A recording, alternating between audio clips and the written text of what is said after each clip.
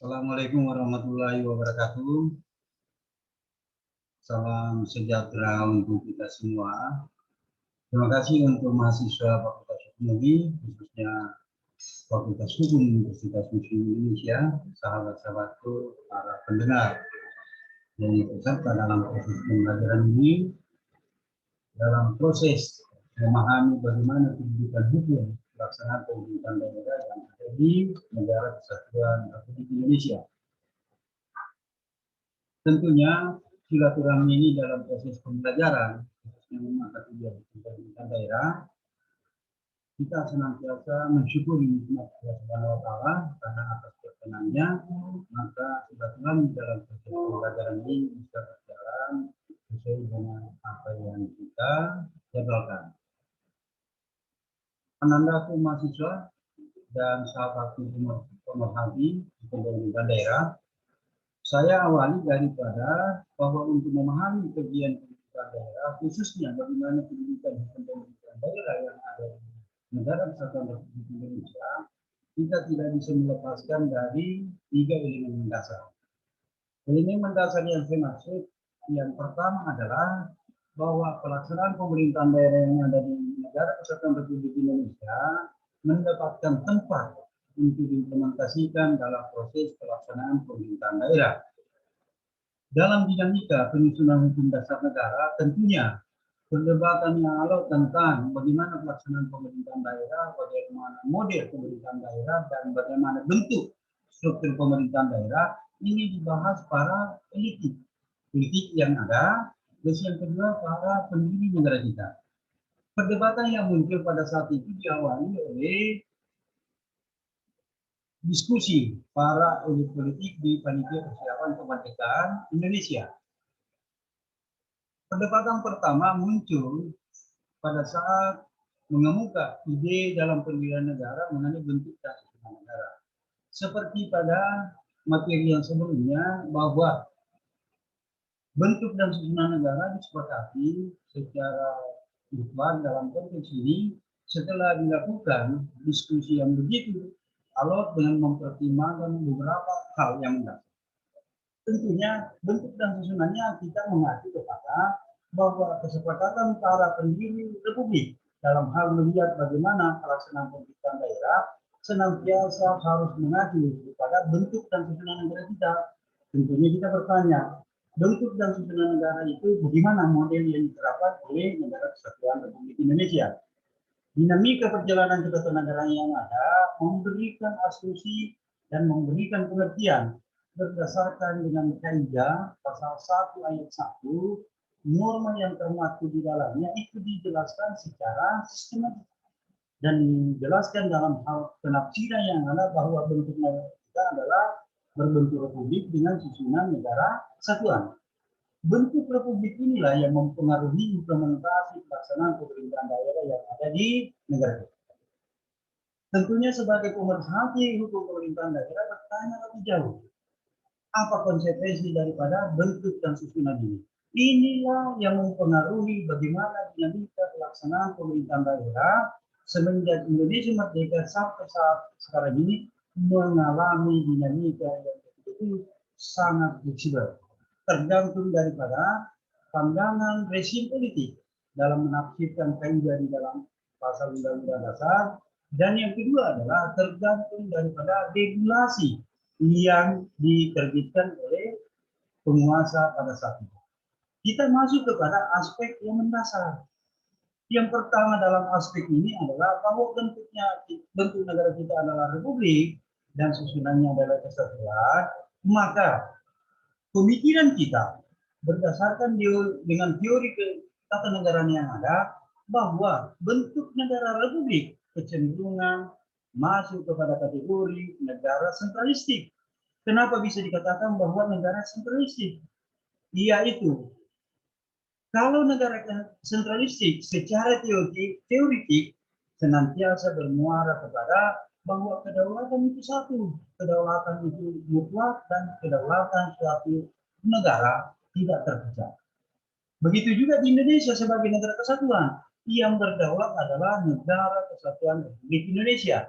Dan yang kedua yang menjadi subjek dalam hukum internasional bahwa hanya negara kesatuan Republik Indonesia. Sementara pemerintahan di bawahnya tidak bisa menjadi subjek hukum internasional. Dalam konteks inilah dipahami walaupun konsekuensi daripada penerapan susunan negara kesatuan, tetapi dalam perdebatan penyusunan hukum dasar negara dimuati dan diamanati oleh para pemikir kita bahwa negara kesatuan ini dalam pelaksanaan pemerintahan daerah harus diberikan kekuasaan, harus diberikan kewenangan untuk menjalankan roda pemerintahan yang ada di tingkat daerah sampai level pemerintahan desa.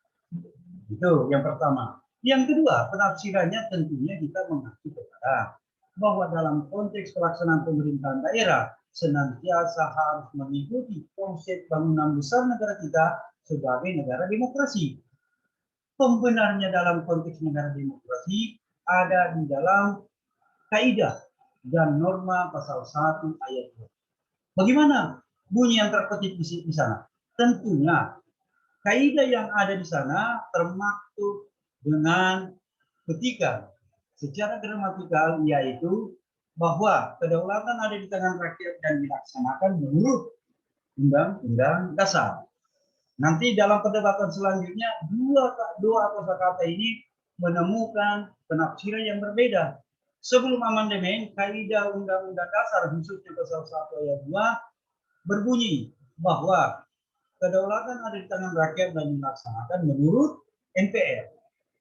Sementara Undang-Undang Dasar atau hukum dasar kita yang diterapkan, yang berlaku positif setelah amandemen sampai saat sekarang ini, secara gramatikal berbunyi bahwa kedaulatan ada di tangan rakyat dan dilaksanakan menurut Undang-Undang Dasar. Dua kata ini dilaksanakan menurut Majelis Permusyawaratan Rakyat, dan di sisi lain kedaulatan ada di tangan rakyat dan dilaksanakan menurut Undang-Undang Dasar. Menurut MPR dan menurut Undang Dasar memberikan penafsiran. Dalam kaidahnya sangat berbeda. Dilaksanakan menurut MPR secara tidak langsung kita menyamaikan paham demokrasi tidak langsung. Kalau dilaksanakan menurut undang-undang, itulah memberikan hak secara konstitusional kepada setiap warga negara. Maka implementasi kedaulatan rakyat melalui paham demokrasi itulah dikenal dalam konsep bagaimana menerapkan demokrasi langsung. Bagaimana konsekuensi demokrasi langsung yang ada? Tentunya hak konstitusional setiap warga negara, hak konstitusional setiap personal yang hidup, tumbuh, dan berkembang di Republik ini diakui oleh Undang-Undang Dasar atau dalam hal ini dijamin oleh konstitusi. Karena kosakatanya yaitu satu orang, satu suara, dan satu nilai. Atau dalam bahasa keseharian dalam dunia ketatanegaraan dikenal one man, one vote, one value, dengan senantiasa berbasis kepada implementasi demokrasi dengan ikon by, from, to the people. Ini persoalan kedua.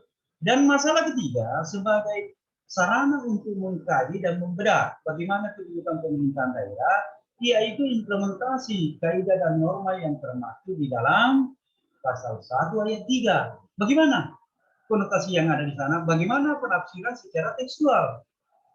Indonesia adalah negara. Tentunya memberikan jas kepada setiap warga negara, setiap pengelola pemerintahan yang ada, bahwa setiap hal, baik dari segi mengambil kebijakan dalam pelaksanaan pemerintahan, pembangunan, dan sosial kemasyarakatan, senantiasa harus berdasar pada aturan hukum yang berlaku positif. Inilah yang memberikan jelas bahwa pemerintahan daerah dalam konteks ini pelaksanaan kekuasaan dan kewenangannya senantiasa berdasar kepada aturan hukum yang berlaku positif. Ini. Masuklah kita dalam penafsiran pasal 1 ini dengan ayat 1, ayat 2, ayat 3, kita hubungkan penafsiran kita pada kaidah dan norma yang khusus mengatur pemerintahan daerah dalam konstitusi kita. Apa yang ada, apa yang termaktub di dalam Undang-Undang Dasar tersebut. Pasal 18 mengamanatkan dan memerintahkan siapapun penanggung jawab pengelolaan negara, siapapun penanggung jawab dalam pelaksanaan pemerintahan, senantiasa harus memberikan kesempatan dan kewenangan kepada pemerintahan daerah. Tentunya kita pahami, kalau dalam ini apakah Bapak, dalam pandangan Bapak, bahwa pasal 5 dalam Undang-Undang Dasar kita memberikan penafsiran kaidah pelaksanaan pemerintahan yang ada di negara kesatuan Republik Indonesia di bawah kekuasaan Presiden. Tentunya penafsiran inilah yang menjiwai bahwa dalam pelaksanaan pemerintah yang ada, negara kesatuan Republik Indonesia, pusat kedaulatannya ada di pemerintah pusat. Selanjutnya penafsirannya pasti masuk kepada ruang implementasi kaidah dan norma pasal 18. Ini harus dipahami secara sistematis. Dalam penafsiran bagaimana melihat bahwa pelaksanaan pemerintahan daerah yang ada di Indonesia adalah merupakan implementasi secara general pelaksanaan pemerintahan di bawah fondasi atau di bawah naungan bangunan besar negara kita, yaitu Negara Kesatuan Republik Indonesia dengan Undang-Undang Dasar yang diberlakukan secara positif, yaitu Undang-Undang Dasar Negara Republik Indonesia. Tentunya dalam kajian penafsiran selanjutnya untuk memberikan pemahaman kepada Ananda semua sebagai peserta mata kuliah hukum pemerintahan daerah dan sahabatku sebagai pemerhati kajian pemerintahan daerah, pasal 18 ini adalah cantolan secara konstitusional pengakuan adanya kekuasaan dan kewenangan dalam pelaksanaan pemerintahan daerah. Pemerintahan daerah yang dimaksud di sini adalah pemerintahan daerah provinsi, pemerintahan daerah kabupaten, dan pemerintahan daerah kota. Di samping itu, menurut amanat Undang-Undang Nomor 6 Tahun 2014 tentang pelaksanaan pemerintahan desa, diakui bahwa kekuasaan dan kewenangan yang ada dalam pelaksanaan pemerintahan desa tentu mendapat tempat untuk dihargai secara konstitusional. Oke, sampai di sini untuk sahabatku, Anandaku, dan pemerhati kajian pemerintahan daerah, saya lanjutkan dalam aspek penafsiran pasal 18. Pasal 18 di dalam hal melihat bagaimana cantolan di bab tertentu mengenai pelaksanaan pemerintahan daerah ada 3 komponen. Pasal 18, pasal 18A, dan pasal 18B. Marilah kita menafsirkan dan mengkaji kaidah yang ada di dalamnya. Pasal 18 khusus dalam hal pasal 18 ayat 1. Ayat 2, ayat 3, ayat 4, sampai ayat 6. Memberikan penafsiran dalam kaidah yang termaktub di dalamnya. Yang pertama, bahwa di dalam pelaksanaan pemerintahan negara Kesatuan Republik Indonesia harus menghormati bahwa dalam pelaksanaan pemerintahan secara menyeluruh memberikan kewenangan kepada pemerintahan daerah untuk melaksanakan pemerintahan yang ada di daerah. Inilah dalam proses bahwa pelaksanaan pemerintahan, kekuasaan dan kewenangan pemerintahan daerah, apakah kekuasaan pemerintah daerah yang dalam hal ini disebut sebagai bupati bersama perangkat daerah, atau pelaksanaan pemerintahan daerah dalam hal ini kekuasaan dan kewenangan Dewan Perwakilan Rakyat Daerah mendapatkan delegasi secara atributif dari konstitusi kita karena diperintahkan. Contohnya, kaidah dan norma yang termaktub di pasal 1 ayat 1 di pasal 18 ayat 1 mengamanatkan bahwa Indonesia sebagai negara kesatuan Republik Indonesia terbagi atas daerah besar. Daerah besar ini dibagi dari dalam beberapa daerah kecil. Dalam pelaksanaan pemerintahannya, tentunya daerah besar, daerah kecil ini selalu disebut sebagai representasi pelaksanaan pemerintahan provinsi, pelaksanaan pemerintahan kabupaten, dan pelaksanaan pemerintah kota. Dan daerah yang paling kecil adalah pelaksanaan pemerintahan desa. Itu penafsiran ayat 1. Dan penafsiran ayat 2. Dalam pelaksanaan pemerintahan daerah, provinsi, kabupaten, dan kota harus dibentuk. Ini kata harus dibentuk suatu lembaga, suatu institusi untuk bersama-sama dengan pemerintah daerah dalam menjalankan kewenangannya di daerah, yaitu DPRD. Jadi DPRD di sini dikenal dalam penafsiran kaidah konstitusi. Yang mana? DPRD provinsi, DPRD kabupaten, DPRD kota. Bagaimana dalam tingkat desa, Pak? Dalam hal ini hanya aspek penamaan, tapi tugas, fungsi, dan kewenangannya sama, yaitu Badan Permusyawaratan Desa. Ini masing-masing punya kekuasaan dan kewenangan yang hampir sama, yang berbeda adalah area atau wilayah kedua. Oke, sampai kepada ayat 2. Ayat 3. Tentunya pelaksanaan pemerintahan daerah yang ada di Indonesia diberi hak. Ya, ini hati-hati menafsirkan karena ada kata kunci di sini. Diberi hak untuk mengatur dan mengurus pemerintahan yang ada di daerah. Kosakata mengatur dan mengurus itu mempunyai penafsiran yang begitu besar. Bahwa pelaksanaan pemerintah yang ada di Indonesia, untuk salah satu Ananda mahasiswa Hukum Universitas Indonesia sebagai peserta mata kuliah hukum pemerintahan daerah, harus menafsirkan secara mendetail bahwa aspek mengatur pelaksanaan pemerintahan daerah itu melekat suatu kewenangan, melekat suatu kekuasaan kepada pemerintahan daerah. Dalam hal ini, bahwa dalam aspek mengatur untuk menjalankan tugas dan kewenangannya, maka pemerintahan daerah diberi hak untuk melahirkan produk-produk hukum daerah sebagai aturan main dalam proses pelaksanaan pemerintahan daerah. Yang mana itu? Tentu kita bertanya untuk Anandaku dan pemerhati pemerintahan daerah. Yang pertama adalah produk hukum daerah dikenal. Ada namanya peraturan daerah kabupaten, peraturan daerah kota, peraturan daerah provinsi. Itu salah satu bentuk kalau dilihat secara formal proses pembentukan sama dengan pembentukan peraturan perundang-undangan di tingkat pusat, yaitu undang-undang. Di samping perda itu, pemerintahan daerah berhak mengeluarkan peraturan kepala, keputusan kepala, dan keputusan perangkat yang diakui dalam institusi satuan kerja perangkat. Ini aspek mengatur. Terus di samping aspek mengatur ada kekuasaan dan kewenangan untuk mengurus. Jadi kata mengatur dan mengurus. Mengurus dalam konteks ini secara atribusi diperintahkan oleh konstitusi. Bahwa tanggung jawab siapapun yang memangku jabatan di pelaksanaan pemerintahan yang ada di daerah mempunyai kewenangan dalam hal pelaksanaan pemerintahan, pelaksanaan pembangunan, dan pelayanan sosial ke masyarakat. Nih, dan penafsiran ayat lainnya yaitu bahwa dalam hal transisi kekuasaan, dalam hal peralihan kekuasaan yang ada dalam pelaksanaan pemerintahan daerah harus dilaksanakan secara demokratis. Ini memberikan indikasi penafsiran bahwa setiap pergantian kepala daerah, baik di tingkat provinsi, kabupaten, kota, dan desa, harus dipilih oleh rakyat di mana wilayah itu berada. Inilah salah satu implementasi daripada kebijakan pemerintah untuk melaksanakan amanat yang termaktub di dalam Undang-Undang Dasar, maka digelarlah ada namanya pemilihan kepala.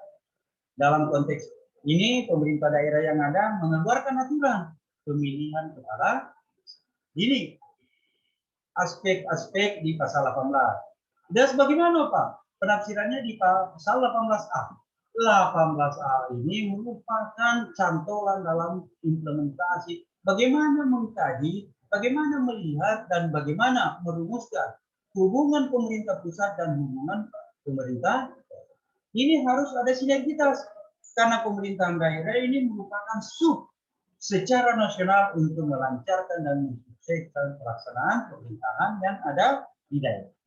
Ini pasal 18A. Dan selanjutnya, untuk Anandaku, mahasiswa Fakultas Hukum Universitas Muslim Indonesia dan mahasiswa Fakultas Hukum dimanapun berada, atau sahabatku pemerhati pemerintahan daerah, dalam hal ini pasal 18C mempunyai penafsiran dalam kaidah dan norma yang termaktub di dalamnya. Ada empat yang bisa diberikan penafsiran. Yang pertama di pasal 18C ini, yang pertama adalah bahwa dalam pelaksanaan pemerintah yang ada di Indonesia, khususnya implementasi pelaksanaan pemerintahan daerah, harus menghormati kekhususan yang ada di tiap-tiap daerah. Jadi itulah regulasi yang dikeluarkan, diterbitkan sesuai kebijakan pelaksanaan pemerintahan nasional secara menyeluruh, maka Setiap daerah yang mempunyai nilai kekhususan yang hidup berkembang bersamaan dengan perjalanan dinamika ketentuan ada, maka dihormati. Ada namanya daerah khusus. Ada lagi aspek penamaan lain, daerah khusus, umpamanya daerah istimewa. Lagi dalam konteks pelaksanaan otonomi, daerah khusus atau otonomi khusus, baik di Papua maupun di pemerintahan Aceh. Ini kekhususan mempunyai ciri-ciri khusus dan berlaku dalam pelaksanaan pemerintahan di daerah yang senantiasa dari awal kemerdekaan hidup berkembang sesuai dengan dinamika perjalanan ketatanegaraan negara kesatuan Republik Indonesia. Ini kekhususan. Dan yang kedua adalah ada pemaknaan bahwa setiap daerah mempunyai keistimewaan tersendiri. Yang mana keistimewaannya? Salah satu contoh dalam pelaksanaan pemerintah yang ada, khususnya di negara kesatuan Republik Indonesia, ada daerah istimewa yang mendapatkan tempat dan ruang dalam pelaksanaan pemerintahan daerah. Tentunya kita masuk kepada kajian bagaimana daerah istimewa Yogyakarta. Ya, bagaimana tingkat keistimewaan yang ada? Yogyakarta pernah menjadi ibu kota Republik ini dan basis pada saat perjuangan untuk mencapai kemerdekaan yang ada di Indonesia. Itu istimewa dalam konteks bagaimana menghormati adat kebiasaan yang ada di masyarakat tersebut. Terus penafsiran yang ketiga, yaitu bahwa dalam pelaksanaan pemerintah yang ada di negara kesatuan ini, maka pemimpin nasional atau penguasa atau dalam hal penanggung jawab pelaksanaan pemerintah nasional harus menghormati hak-hak wilayah yang ada di daerah. Atau dalam konotasi ini selalu kita kembangkan penafsiran bahwa kearifan lokal yang ada di daerah, kearifan lokal yang ada di wilayah-wilayah negara kesatuan Republik Indonesia mendapatkan tempat penghormatan untuk dihargai.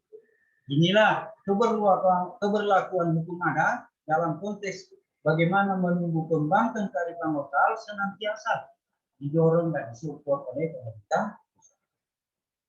Yang keempat, penafsiran dalam pasal 18C tentunya adalah bahwa pelaksanaan pemerintahan daerah yang ada di negara kesatuan Republik Indonesia tidak bisa terlepas dari aspek pengawasan pembinaan pemerintah pusat.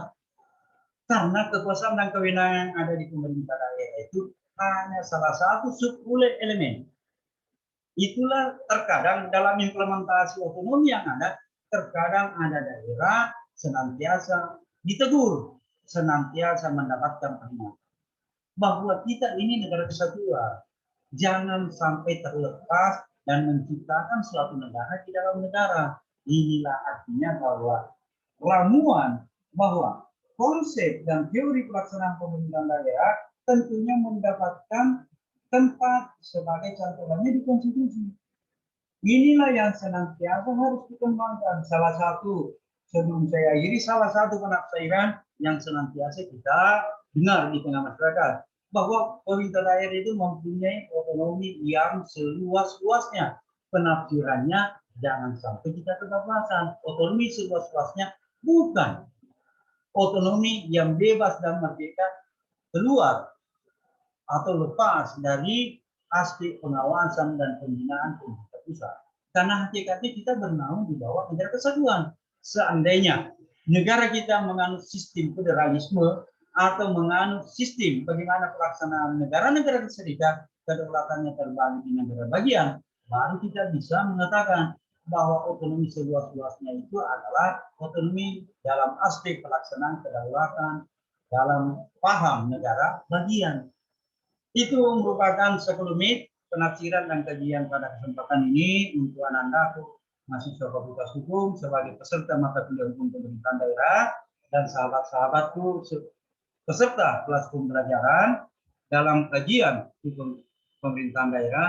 Tentunya waktu jualan yang membatasi kita. Insya Allah untuk sesi berikutnya dalam kajian bersama kita, khusus dalam channel kelas pembelajaran ini, bisa mendapatkan tempat secara kontinu dan berkesinambungan untuk merefleksi deh, mengkaji hal-hal yang spesifik dalam kajian ketatanegaraan, hukum pemerintahan daerah, dan hukum acara mahkamah konstitusi dan bentuk ilmu undang-undang. Terima kasih untuk anandaku semua atas partisipasi dalam pembelajaran hari ini. Begitu juga terima kasih untuk sahabat-sahabatku. Semoga kedepannya lebih aktif dan kedepannya bisa menjadi interaksi timbal balik untuk berdiskusi secara bersama menggagas hal-hal yang sangat penting dalam membangun ketahanan bernegara. Terima kasih. Tentunya semua berawal dan berakhir dari ridho Allah Subhanahu wa taala, karena sebagai umat beragama tentunya kita senantiasa bersandar kepada keharibaan Allah Subhanahu wa taala, Tuhan yang Maha Kuasa. Semua yang mengatur kehidupan kita ini dalam perjalanan kehidupan kita ini di atas dunia yang fana senantiasa tunduk dan taat pada saat ada penciptaan. Akhirul kalam, terima kasih untuk sahabatku. Marilah kita menutup pertemuan ini dengan membaca hamdalah. Terima kasih. Wassalamualaikum warahmatullahi wabarakatuh.